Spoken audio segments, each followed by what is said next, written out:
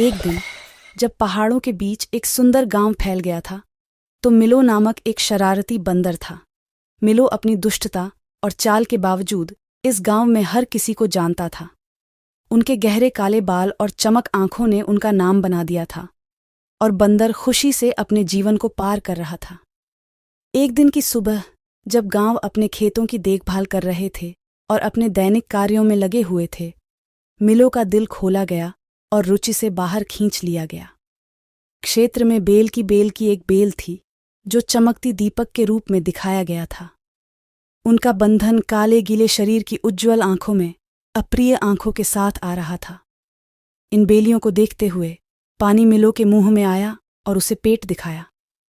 वह इस चिंता को नहीं खोल सकता था। जैसा कि मैं एक जापानी प्रयास हूं तिल्थ का सोरमय बनाने का।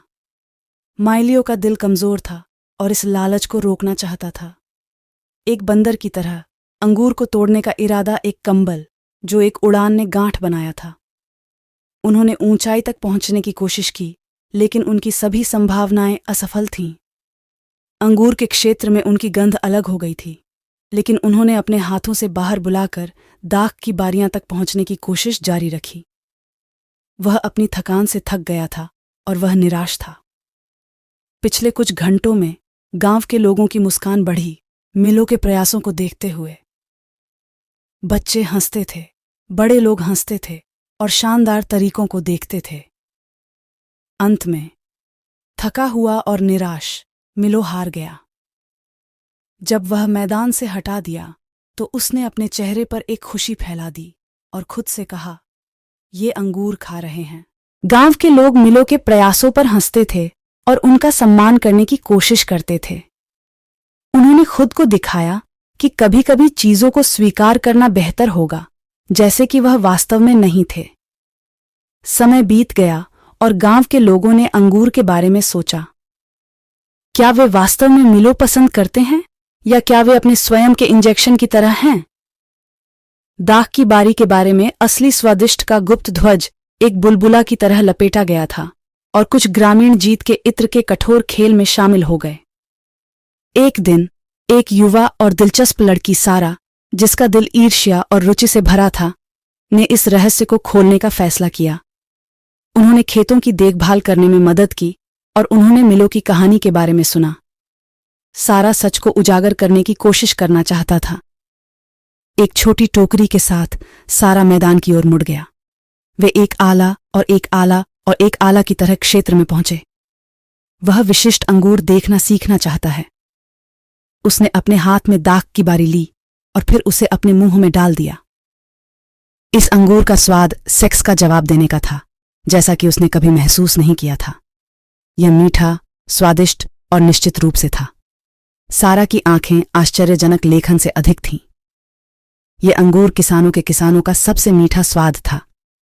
जॉय ने सारा के अंदर अपनी जगह ले ली और वह अंगूर पकड़ रहा था। अपनी टोकरी पर अपनी टोकरी का विज्ञापन कर रहा था। उसने कई अंगूर ले लिए और अपनी गाड़ी भर दी। वह अन्य गांवों के साथ अपनी रुचि साझा करने के लिए धैर्य नहीं रख सकता था और साबित कर सकता था कि मिलो गलत था। गांव में भागने की नई खबर, शीघ्र वितरण।